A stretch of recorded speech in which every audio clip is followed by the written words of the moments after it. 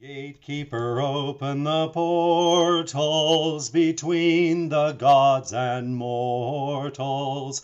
Power freely flows as our magic grows. Earth, your bones, river, your body, mountains, your hands that reach up to the sky, rain, your tears, lava, your anger, wind, your fears keep us up at night. I love your bones and protect your body, and I climb your hands to reach to the sky. I'm blessed by your tears, understanding your anger and hearing your fears. I honor you tonight. Hi, I'm Arin, and you're listening to Part the Mist, a podcast by a couple of druids here in Portland, Oregon. Jonathan's keeping busy with work and couldn't join me tonight, so I'm hosting alone. I hope you enjoyed the prayer to the earth that I started with tonight. After talking with David last month, I was inspired to do a little prayer writing myself. Therefore, there's no deity of the podcast tonight, but instead just this prayer to the earth.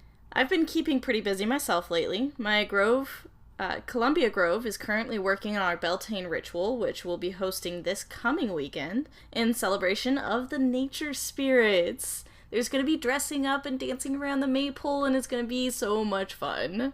We've also just passed our 1-year mark as an official grove, which means I've gotten used to saying Columbia Grove just in time. So we've got another excellent episode in store. This month I spoke with Crystal Groves, a grove organizer, festival organizer, and the current secretary of ADF. We talk about her involvement in ADF and ADF's April camping festival, Trillium. And of course we talk about what the secretary of ADF does, her involvement with the Mother Grove, and a bit more of what the Mother Grove does, and the importance of voting in ADF elections. Speaking of which, those just passed us by, so congratulations to everyone who's stepping into new positions, and to those of you who are voted back into positions. It was a great election, and I'm looking forward to seeing what the coming year has in store for us. Our song today will be Sons and Daughters of Robin Hood by Dov the Bard, which is one of my personal favorites. And speaking of which, I just noticed today, if you are of the musically inclined persuasion, Dov actually sells a couple songbooks with chords and lyrics of his songs, so you should totally head over to www.paganmusic.co.uk if you're interested in checking out some of how to sing some of Dov's songs. And we'll be wrapping up tonight with From the Archives with Kirk Thomas, reading The Secret is in the Smoke. Alright, enough of me talking to myself. Let's get on to the interview. Hi, Crystal. Nice to meet you. Nice to meet you as well. So I'm here today with Crystal Groves, who is the current secretary of ADF. And we will get into that in a little bit. But first of all, I want to say happy belated birthday. Thank you. Welcome to the show. Thank you for coming on. Thanks. I appreciate you guys asking me, and very much looking forward to supporting the podcast in whatever way I can.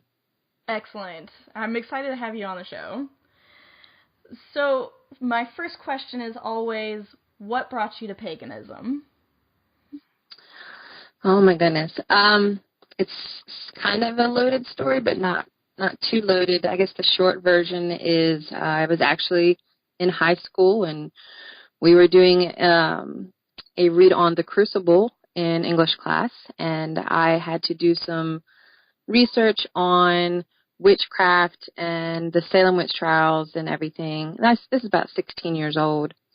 And in my search through the library, I found a couple books about witchcraft, and eventually stumbled across a book by Scott Cunningham, and kind of realized at that point that this was actually a thing that was going on now. It wasn't just this historical, annotation between, Christianity and witchcraft and all of that back in, the early days, but something people were experiencing and practicing now. From there, I met a group in Maryland that was doing kind of like a little, it wasn't really a coven, it was some kind of a spiritual group, but one of their members had started going to Cedar Lake Grove And this was in the early 2000s. So I started going to Cedar Lake Grove around 2002. So that was kind of my first group exposure was ADF, and it really stuck with me ever since. Awesome. So I guess that actually answers or starts to answer my next question. It's what attracted you to ADF?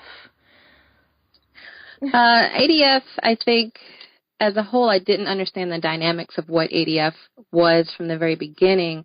I think that's what a lot of people that join these little subgroups, whether it's groves, proto-groves, or just study groups, I don't think they fully understand the scale of what those groups belong to. And I find that even now in my proto-grove or at Cedar Lake when we get new members and they don't understand what ADF is. They ask, what is ADF? I thought this was just Cedar Lake Grove or something like that. And I think it just kind of absorbed into my practice the more I went to Cedar Lake Grove. So it wasn't really an attraction to ADF so much it was an attraction to Cedar Lake at the time. It's a little bit different from what I typically hear on the podcast. Yeah.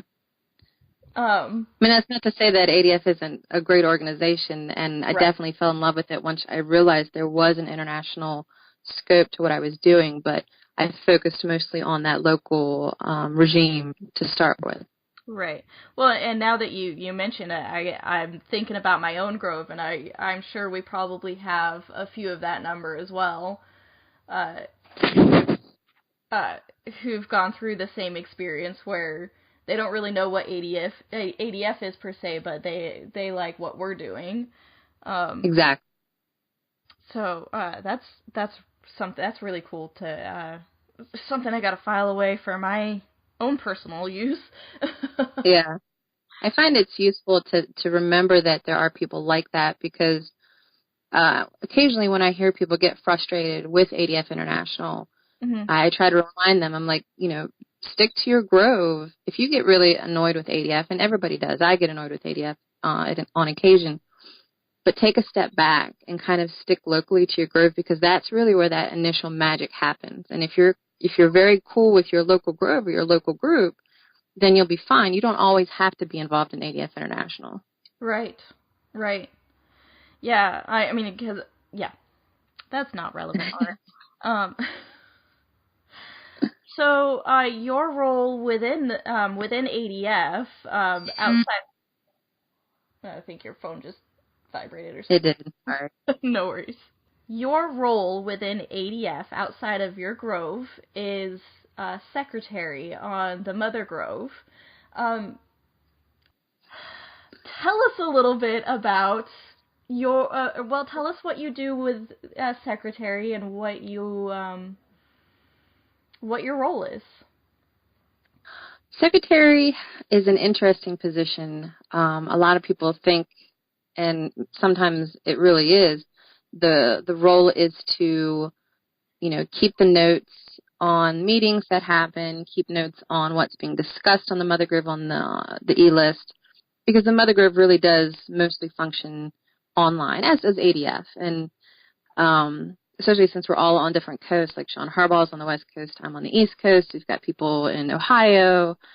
And that's where a lot of our communication happens. So I have to make sure that is somehow distributed to the membership, what we're doing, because without it, I mean, we just kind of be sitting up there on the Mother Grove and people would be like, well, what are they actually doing? So it's kind of that liaison between the Mother Grove and the membership and being able to, I guess, bridge that gap between what we're deciding, what we're discussing, and making sure the membership knows about to them in a way that, they can understand and they can ask questions and I can bring that back to the Mother Grove, so that communication barrier.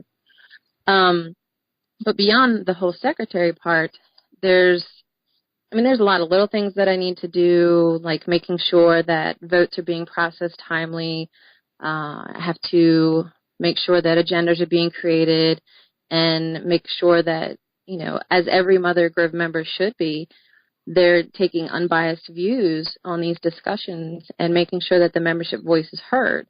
So it's almost a type of member's advocate as well as someone that's recording and maintaining these logs for the membership.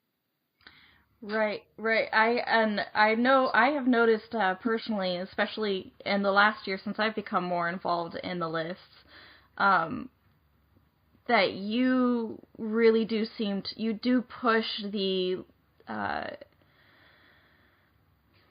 what's the word I'm looking for?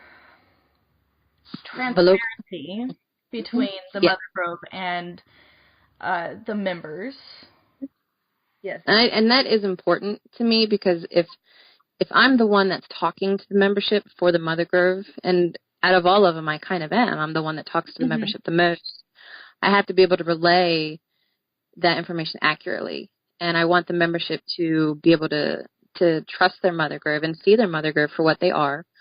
And I think it would help them make informed decisions, like on the election that we just had that ended last week. You know, people can, if they pay attention throughout the year and really make mental notes, or even take and write down notes about the votes that happen throughout the year, whether their voices are being heard, whether they feel like their representation is what they want their ADF to be. I mean, that's the information I want to provide for them so they can make those educated decisions. Absolutely. What drove you to run for this position? What inspired that? That's kind of a loaded question. I don't know that I could answer it fully and not cause a little bit of a guff, but the answer that I'm able to give for that question would be that I feel like we've had a lot of Mother Grove members that have been there for a very long time. Mm-hmm. And occasionally we'll have one or two members get on and they're able to do some good, make some changes or whatever. But I felt like I had a strong voice for ADF as a whole, for the membership. You know, I've been very vocal online. Whenever I'm at a festival, I'm going around and I'm talking to people. I'm not extremely active on the e-lists because the e-lists aren't entirely that active anyway. But social media, I'm pretty active on. I feel like I'm, as much as I'm currently able, I'm very in tune with the membership, what they want and what they expect and how they'd like to see ADF to grow. So I felt like I had a strong position to be able to be on the Mother Grove. And so I decided to run and see how I did. I was actually surprised I won. Rob Lewis had been secretary at the time when I first got elected for a very long time and did the job well, extremely well. So if I didn't win, it wouldn't have really mattered so much to me because there's always other positions coming up. And that's one thing I try to emphasize with people. If they do run for these things, and I always encourage people to run for positions, you know, don't feel like you have to have a certain amount of experience to do it. If you have a love for ADF and you have a certain set of ethics and it's something that you feel like you can make a difference with, just go ahead and run. You don't have to be 10 years in ADF, 5 years in ADF. As long as you meet the minimum requirements, you know, run for it. If you don't win, then run for it again next year or run for something else. I mean, I hope that the nods that ran this year and didn't win, I strongly encourage them to run next year because we're going to have 2 more nod positions open. It's not, you know, it's not like the end of the line. Right. Right. It's been very interesting for me, especially this last year, watching the elections and watching everything that's been going on, especially since through this podcast, I've been able to get to know a lot of the people who are running a lot better, or at least, you know, a number of them, and to actually have a clearer personal idea of who these people are. But then people seem to come out of the woodworks, and you almost want to, let me see. You want to read their bio and you want to find out what they're about because you haven't heard this name before, and it's good to have a fresh perspective. It is. I agree wholeheartedly. I think that having new blood on the Mother Grove is always a good thing. And having some of the older blood on there in the interim to kind of maintain a certain order is good too. I don't want to, and that's why they split the elections the way that they do, so they can still have those people that know how things operate, educating these new Mother Grove members. But I think that even with the new blood that's running for these positions, I feel like it would probably behoove them to get involved with ADF for a time first, only so that they can get their names out there. And I think it would be easier for them to win these elections if they're more vocal and not just during election time. You know what I mean? Right. Oh, absolutely. Now that, curiously enough, kind of brings up another question for me. I'm curious as a member, how do the meetings for the Mother Grove work? How do you guys discuss what's going on? I know you mentioned the e-lists, but what else is there that kind of helps move the Mother Grove? The quarterly meetings are done on IRC, which is, a chat protocol that we use and that some of the solitaries use to have these electronic chats every now and then. The online meetings are a little dry only because it's all text-based and you have to have a certain order. We're not technically allowed to interrupt during conversation. The Archdruid runs the meetings. We're allowed to kind of like almost digitally raise our hands to ask questions and give input and everything, but we try to get most of the discussion part done on the e-list prior to the meeting and kind of come to a consensus there and then do the votes in the meetings when possible, just because it would cut down on the time. Because right now the Mother Grove meetings usually run at least 2 hours when we have them. And they start at 6 o'clock at night for me, which is pretty late for the East Coast people. But it allows us to get through the meetings quickly and get through votes quickly and discussions quickly by doing it that way, by having the discussion on the e-list and then voting in the meetings, which is why it's very important for people to pay attention to both of the meeting logs because you can see the outcomes of the votes. But if you really want to get in-depth on what the discussion was prior to that vote, to pay attention to the discussion logs as well, because you'll see a lot of the discussion there for votes that happen in the meetings. Okay. Interesting. So, are there any other thoughts you want to let us know about the secretarial position? I can't think of anything necessarily, just that if there are ever any concerns or questions about things that are being discussed on the Mother Grove, use me as an outlet to relay messages to the Mother Grove, especially when I put out an agenda. The goal with the agenda is to show the membership what we're about to discuss in case they do have input on a topic. And an example of someone that I did get feedback from had questions about the non-officer directors and quarterly reports and, what type of information we're archiving on what they do, because they didn't have to file quarterly reports until this year. And they provided input and support for that idea, and I was able to relay that to the Mother Grove, and I think that helped influence that decision. So I always encourage people to read the agendas, ask me questions, provide their input, and I will always relay that to the Mother Grove. That's exactly what that communication policy is there for, to provide that way for the membership to have input on these decisions. I don't really get many people that give input now. I might get one per agenda, so one a quarter, which is really low considering we have over 1,200 members. So I do want to encourage people to ask questions and give that input, and I can make sure that the Mother Grove hears them. And I have kind of noticed that sometimes the membership tends to be a little bit almost intimidated by the Mother Grove, but I feel like that's something that is shifting, especially with you coming in and you making it more transparent again.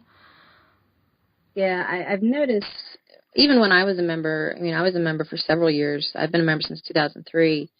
The Mother Grove seemed kind of untouchable and unapproachable, especially even at festivals. I've noticed on occasion, the Mother Grove, they know each other, they serve with each other, they've known each other for so many years. When they go to festivals, they kind of hang out with each other at their camps or whatever, or they might need a break or, just to not think about ADF for a while. I want to go back to my camp and have a glass of wine or something. And they state that, members are always welcome to come and talk to them, but it's a little intimidating. I'm going to walk into the Archdruids camp, introduce myself, and expect that he's going to have time or want to talk to me. That's intimidating for a new member. So I always encourage people to take that step, and I encourage Mother Grove members to be accessible, be laid back. It's not like a CEO versus, a stockroom person. It should be, we're all serving this organization together. We all have the same goals for this organization. We worship together in these festivals, and that's a bond that, should be respected in a way that, we're all human beings and we should treat each other with respect. So I want members to come up to me. I want members to feel like they should be comfortable and welcome to discuss things with the Mother Grove. And if I can do something to change that, to make that more approachable, then that's what I want to do. Absolutely. Yeah, here in Portland, we've had a little bit of almost a different experience. Whereas me as a fledgling ADFer, coming in ADF for the first time, back in 2016, and I have 2015, and I have my Grove members saying, "Oh, hey, we're going up to the Archdruid's place for ritual." What? So it's been a little bit of a different experience. Like, I still kind of felt that intimidation factor, but at the same time, like, I got to kind of get in there and meet Kirk Thomas, who was our current Archdruid, and it kind of peeled back, I think, some of that mystery. Yeah. Funny story about the first time I met Kirk Thomas. He was Vice Archdruid at the time, so Skip was Archdruid, and it was at Trillium, and I want to say it might have been my first Trillium, so around 2005, 2006. And he had his shaved head, and he had the little dark mustache, and we're in our bardic night, so everybody's singing silly songs or serious songs, emotional songs they've written, and Kirk gets up and he sings the Masochism Tango. And I thought that was the coolest thing. I was like, this guy is a leader in my religious organization, and he's sitting here talking about masochism and whips and chains, and I'm like, this is all right. I feel less intimidated now. If he can sit here and sing this and joke around with everybody, then it's not so bad. Absolutely. Yeah, well, and not only that, but just to kind of read some of the personal writings of Isaac Bonowitz, like... Yes, yes, very much so. And we had Phaedra Bonowitz come to our first Beyond the Gates last year, and at one of our bardic nights, she just started singing a whole bunch of Isaac's filks. Which were amazing. He was a creative one. I only met him once at Wellspring 2004, so I was 24, and we were all drunk around the fire singing songs, and I think there's actually a video on YouTube. You can search for Wellspring 2004 where you can't see him because it's dark around the fire, but you can hear him singing some kind of silk song over and over again, and just being his jolly self. And that was the only time I really got to experience Isaac, but it was memorable. That seems to be the common theme with Isaac.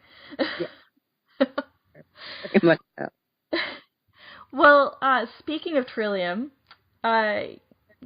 Trillium actually just happened last weekend, coinciding with your birthday, as I understand it. And you were one of the organizers on that. But tell us a little bit about Trillium. Just starting out, how was it? How was it this last weekend? Trillium is always fantastic because, one, it's been around for 18 years. So this is its 18th year in the festival. It's one of the longest running festivals in ADF. So it has this growth and bond between the people that have been going for so long that it's something we always look forward to every year. And it's one of those festivals like Wellspring where the weather is completely unpredictable. It could be rainy, it could be sunny. I remember one Trillium it snowed. It was a light snow, but it's very unpredictable, so you kind of have to prepare for everything. Luckily, this year, we might have had a little sprinkle one day, but it was perfect weather the whole time. And everybody seemed to enjoy themselves.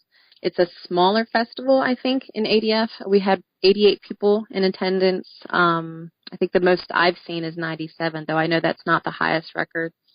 But it's a great festival for introducing yourself to ADF festivals because it's so laid back, and it's very, I don't want to toot my own horn here, but it's very well organized. And the people that run it are so passionate about it that I think it will be around for a very long time.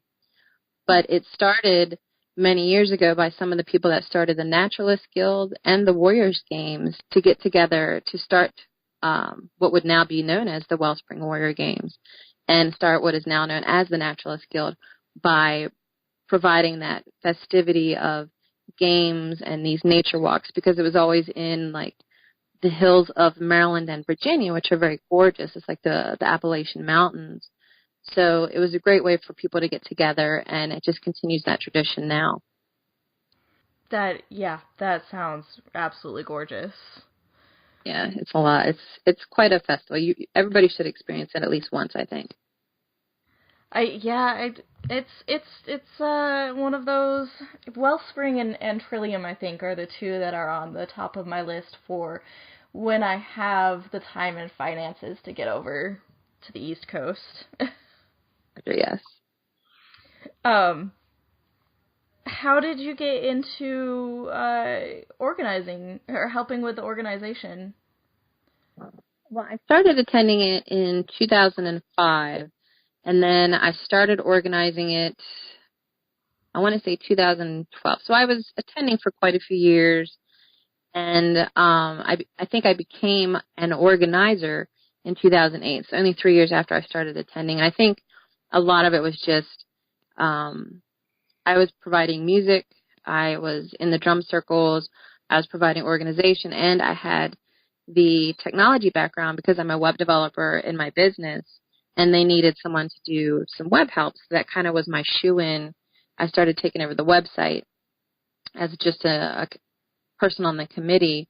And then in 2012 or so, I think is when, or maybe 2011, I took over as an organizer because everybody that was on the board at the time, they're all having babies, and their lives are shifting in a way that they have to put that focus somewhere else. So me being the only one there that didn't have children at the time, they asked me to kind of take over, and I took over for 6 years straight and have loved every minute of it. And I'm still kind of a backup organizer, but mostly focusing on the website and making sure registration runs smoothly and things like that. So I think it was just my personality and my technology background that allowed me to get in that position. Absolutely. It seems like you are, what's the term I'm looking for? I do this a lot.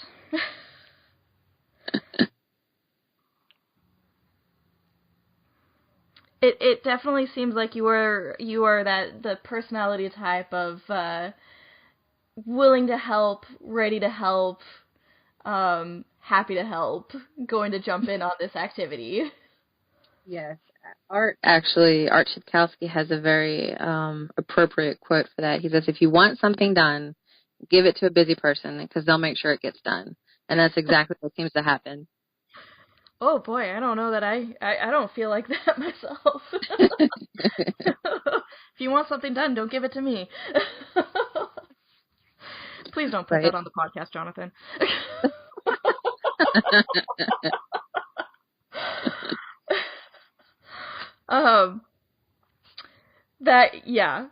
So, what else do I want to talk about here? Everything. Yes. Can you tell us a little bit about what went on last weekend? Let's see. We had a pretty full weekend. We had a great Bardic Circle. Bonnie and Luke Landry were there, and they, of course, dazzled everybody with their music. Probably some of the most talented musicians I know.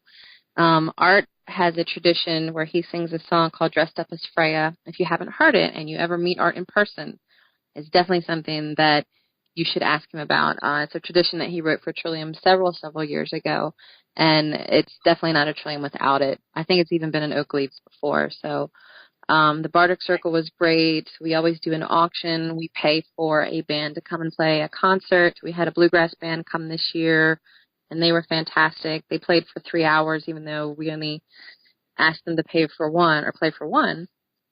We have a free dinner Saturday night and free breakfast Sunday morning after the festival, courtesy of the person that comes in to cater it, and lots of children's events. And one of the things that we pride ourselves on for Trillium is that we have everything set up physically in a way that parents can participate in the workshops while their children are playing in the playground next door.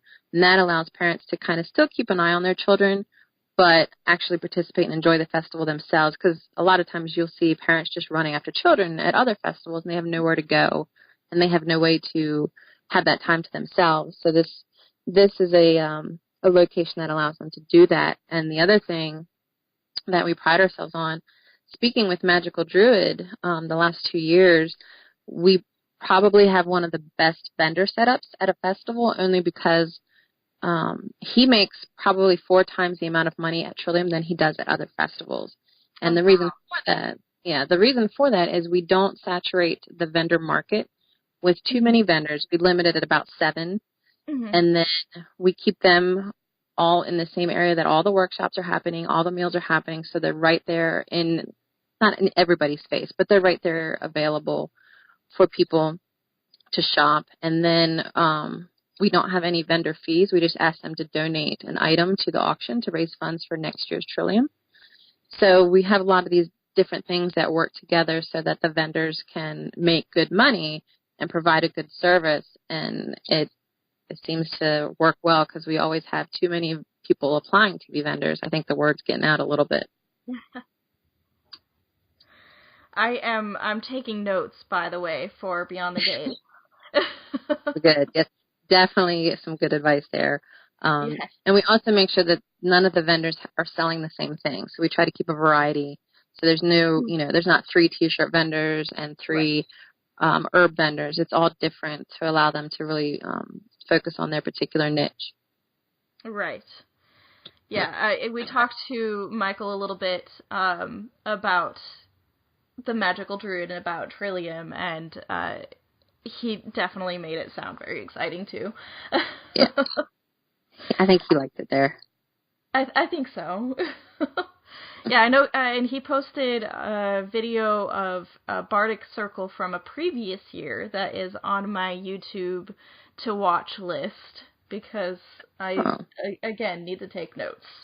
Yeah. A lot of good stuff. Trillium's been in it long enough that we were actually discussing, because we have an organizer meeting after every festival where we go through every category of the festival, from registration to the meal plan, and what needs to be improved, what did we notice this year, and then, of course, we gather all the feedback from people that participate.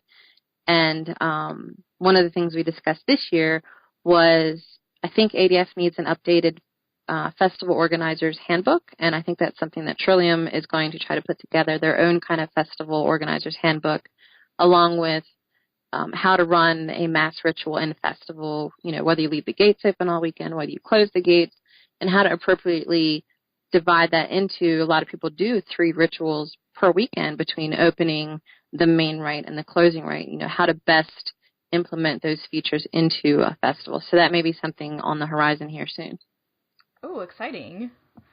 Yeah. So I'm going to go ahead and start wrapping things up here. Earlier you mentioned if you want to contact the Mother Grove to go through you, also just in case people want to reach out to you and ask questions about festivals or the Mother Grove, or we didn't talk too much about you personally today, did we? No. We certainly can. Yeah, let's do. Sure. Hey, tell me a little bit about yourself. Well, to start with, in ADF, besides being secretary, I recently won the election for the Naturalist Guild chief. And the reason I ran for Naturalist Guild chief is I'm also a farmer outside of ADF. And my husband and I, we are starting to build up a farm to eventually develop into a CSA. We're very ecological in what we do here on the farm. So the whole natural aspect of things, being a fifth generation farmer, is very important to me and my particular spiritual path. I run a protogriff here out of Gettysburg called Hallowed Ground Protogriff that we based off of the 50,000 soldiers that died here in Gettysburg during the Civil War. It's a small protogriff. It's kind of a mix of Norse and Celtic because we have members who are interested in both hearth cultures. I'm mainly Anglo-Saxon myself. I also run a kindred that's an independent kindred called Great Valley Kindred, and that's strictly Anglo-Saxon, and it's more of a close niche, just a small group of people, kind of the same people as that are in the protogriff, but, you know, it doesn't have to have the public rights, and it's more our small bonded community as opposed to our public church. So I run both of those. I run about 20 rituals a year out of my house between the both of those. And then I'm also still a member of Cedar Lake Grove, but I'm a non-voting member. I'm just a senior druid emeritus that is there as an advisory role. So I try to attend as many of their rites as I can. So my life is pretty much filled with ritual and ADF, it seems like, but I still find time to run a business and a farm, and I've been getting involved in some local politics and may eventually run for some local offices here in Adams County, Pennsylvania. So just to add more to my plate is a potential on the horizon as well. Yeah, so you don't believe in idle hands then, huh? No, not at all. People always ask me how I get it done, and it's just one day at a time, it seems like. Yeah. Oh, man. So, Gettysburg. Wow. That's, my one time on the East Coast. We went to Gettysburg and that was, yeah, it was, I was there for, to stray a little bit, I was there for a children's choir, tour. There were several choirs from across the country, and we did the typical Washington D.C. Right. Stuff. We did, and then we did like George Washington's estate and one of the towns there that they still keep like in the colonial tour stuff. Right. But Gettysburg, I really remember, especially because that was one of my first moments of kind of sitting there going like, I feel like maybe I'm not alone here. Yes, there's a lot of powerful energy here in regards to ancestral spirits, and I think it's one that's kind of just roamed freely without any kind of, I mean, not that it hasn't been acknowledged, because we have ghost tours up the wazoo here. I've never done any of them, but I don't think it's one that's been venerated as well as it could have been or should have been, and that's kind of a task that Hallowed Ground has taken up, is to acknowledge this ancestral energy here and what happened here, and to maybe provide some healing for that. Speechless. Yeah. I think that's a beautiful motivation, and definitely something that is needed out there. Yeah, definitely. And for our listeners, if you have never been to Gettysburg, I recommend taking a trip, taking some offerings. Stop by my house, grab a dozen eggs.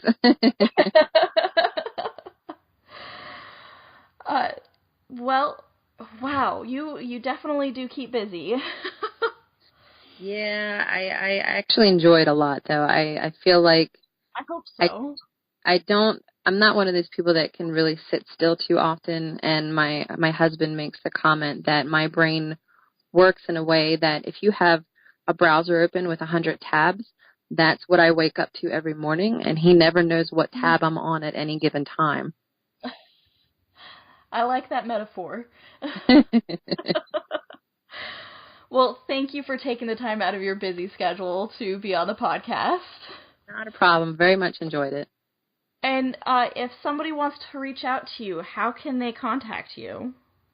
I would reach out while I'm secretary to email me at adf-secretary@adf.org. If there's ever a time, and there will be, that I'm not secretary, definitely email me at my personal email, which is crystal.groves.adf@gmail.com. You can also friend me on Facebook. I pretty much accept every friend request and categorize everybody into ADF or not, and you're welcome to talk to me anytime about anything. It doesn't have to be ADF related, but I want people to know that contacting me out of the blue is totally okay. That's true, because that's what I did. Yeah, exactly. And how long are you, is the secretary term? The secretary is every 2 years, so I just was elected last week, so I'll be secretary for the next 2 years. I don't think it has a term limit like the Archdruids do. Actually, I don't think any other position except for Archdruid and Members Advocate have limits on them. Members Advocate is every year, and I forget Archdruid is either 3 or 4 years. So I could technically be reelected multiple times. Same with non-officer directors and possibly the Vice Archdruid, but that one I'm not sure about. So as long as you guys want me up there, I will serve. And when you guys decide you no longer want me up there, I will find something else to do. It sounds like it, yes. Yes. Any final thoughts? I think that ADF has a lot of growth potential up in the coming years. I really hope that members will take an active role in that, and I think that one of my bigger goals as secretary not only is to continue the transparency that we've been trying to establish, but to make sure that not only are the members heard that are vocal, but figure out a way to get the members that didn't vote in this past election, because I don't even think we reached 40% votes, to figure out what we can do to make them active or want to be active or at least have a voice in ADF. So just to try to increase that activity rating, the member retention, and do what we can to make ADF grow in a way that everybody is happy with. Sounds good. Well, again, thank you so much for coming on the podcast. It was a pleasure talking to you and getting to meet you and know you and talking about Trillium and the Mother Grove and everything. Thank you very much. I appreciate you guys asking me and look forward to hearing the rest of your podcast.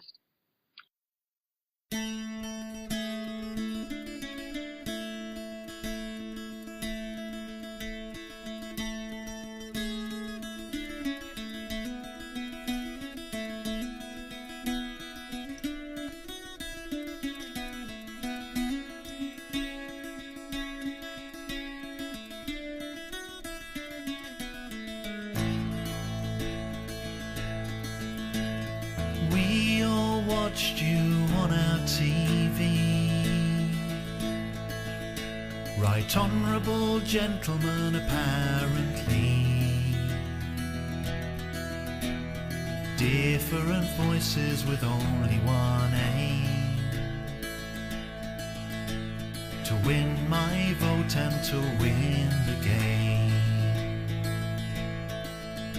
Now some have died to pave the way, so we can vote come polling day. X marks the spot that gives us our voice, but how do you vote when there isn't a choice?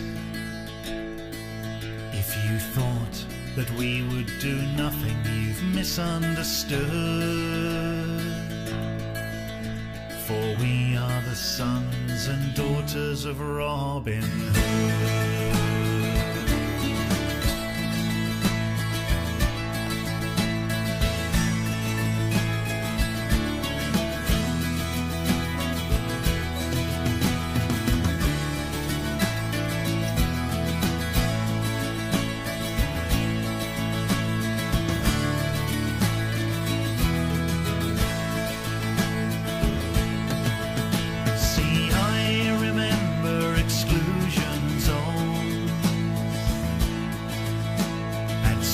This time around the stone,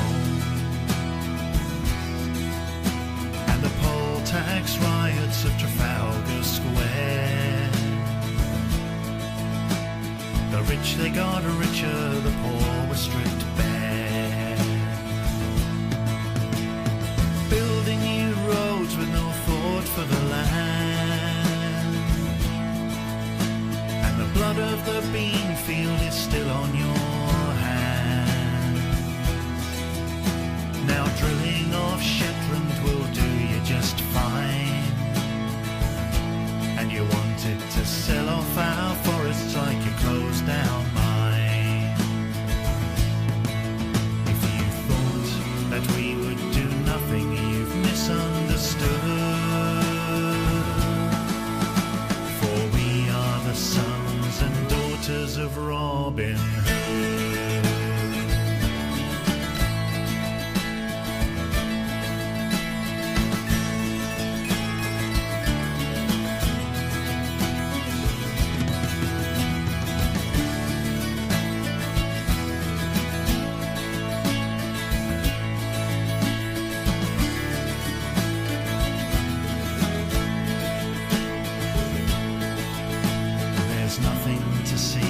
There's nothing to see, there's nothing to see here. There's nothing to see, won't you just look away? There's nothing to see here.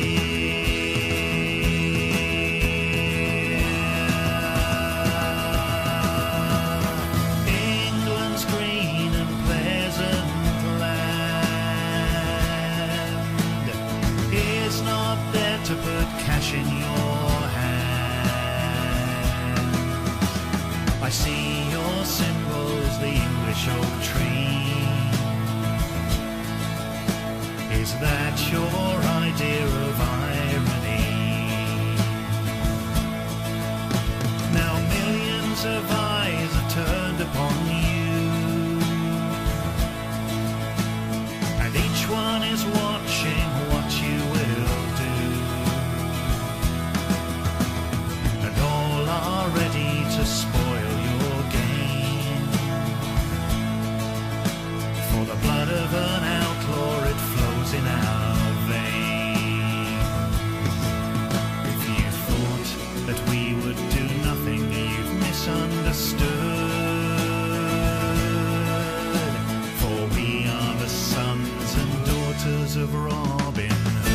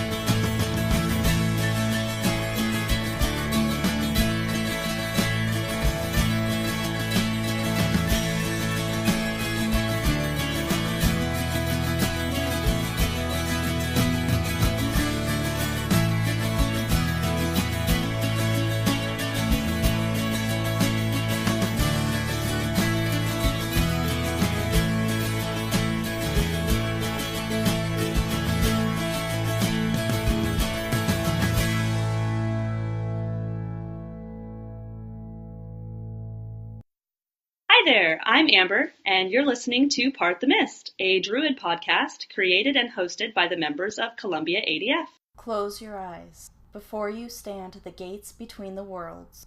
You step through and open your eyes again, for you are here, beyond the gates. At least you will be if you attend the second annual Beyond the Gates Pan-Pagan Camping Festival hosted by Columbia Grove ADF.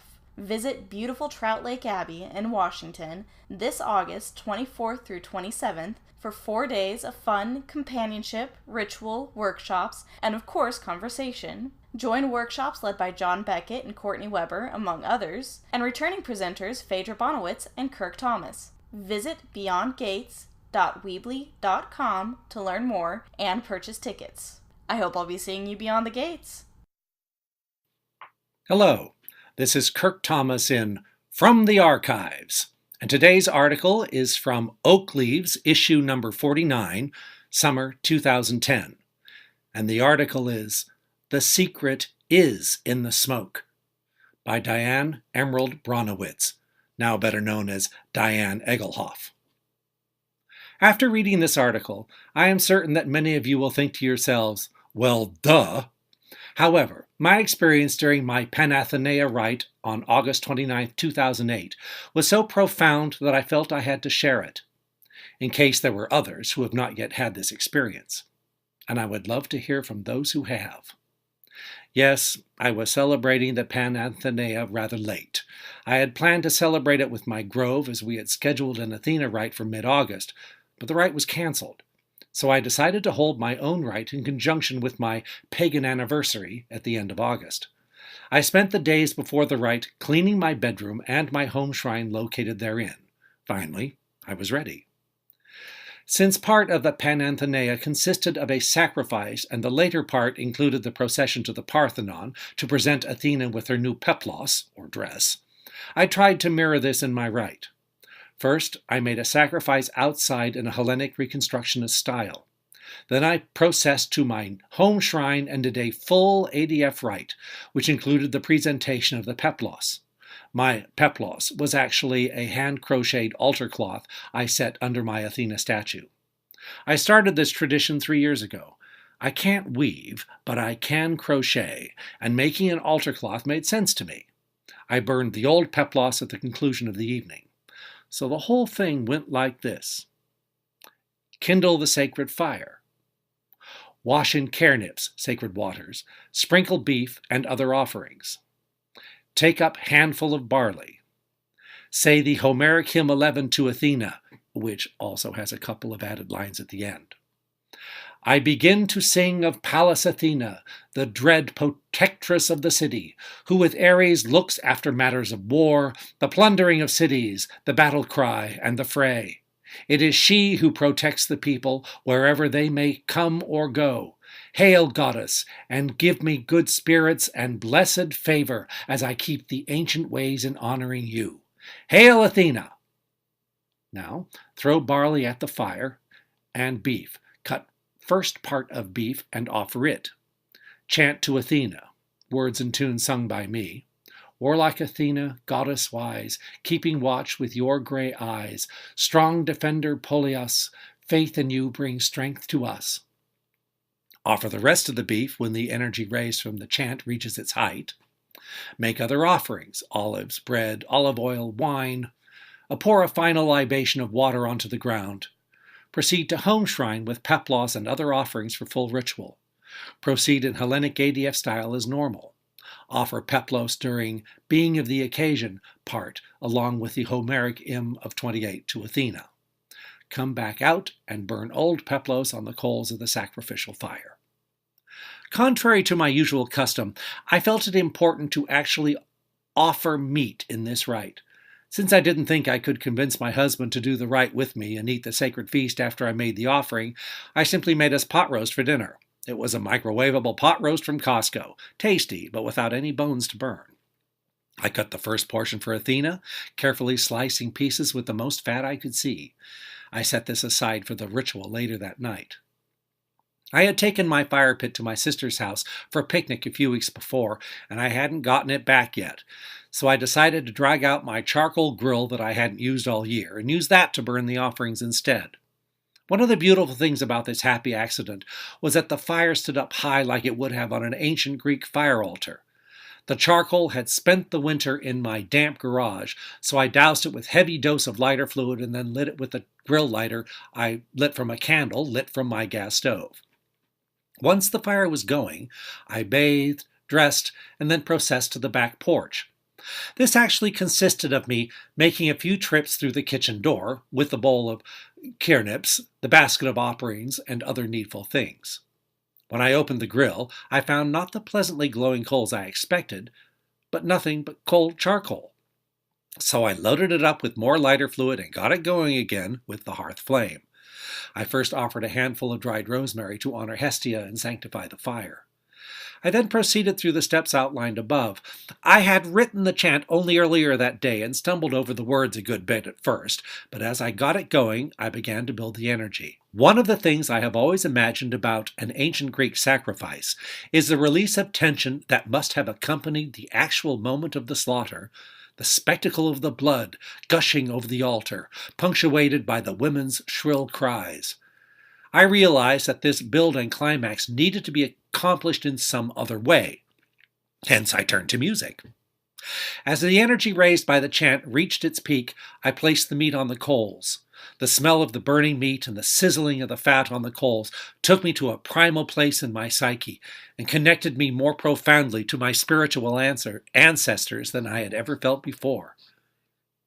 The smell of the burning meat and the sizzling of the fat on the coal took me to a primal place in my psyche and connected me more profoundly to my spiritual ancestors than I had ever felt before. As I made the other offerings, especially the olive oil, the smoke became richer and fuller, a pillar of smoke ascending to the sky. Through that sacred pillar, I felt an immediate connection to Athena herself. I could feel her directly accepting my offering. In that moment, I realized that the sacred fire in our rites was not merely a symbol of the realm above. That should be set high atop the belay, removed from us as it has always been in my own grove's rites. Nor does it serve as a convenient repository for offerings, destroying and spiriting them off to the realm of the gods in an abstract way. The secret is in the smoke. It is no wonder to me now that the ancient Greeks burned the bones and fat. They are the parts that smolder and smoke the most. It wasn't the items themselves I was giving to Athena. It was the smoke created by their burning, an offering fragrant, rich, and oh, so immediate. And as that smoke billowed up towards the stars, I knew why the sacrifices were always made under the open sky. These feelings and realizations that came to me on that Friday night in August were some of the deepest and overwhelming blessings I have ever received in a ritual. And I learned that doing it like the ancients did can be much more than a cool historical exercise. Through this brief foray into pure recreationism, I gained a profound insight into ADF cosmology and yet another link with the ancestors, the kindred with whom I struggle the most to connect. Doing it old school only reaffirmed my belief that we're really onto something here in ADF. And we're back. So thank you so much for listening to our episode today. As usual, you can find us by searching Facebook for Part the Mist Podcast. We have a discussion group and a fan page. You can also find us on our website, which is ptmpod.libsyn.com. Email us, ptmpod@gmail.com. And of course, you can always search and listen to us on iTunes and Stitcher. That's it for us today. I hope you enjoyed our episode, and stay tuned for next month's episode. Until next time, listeners.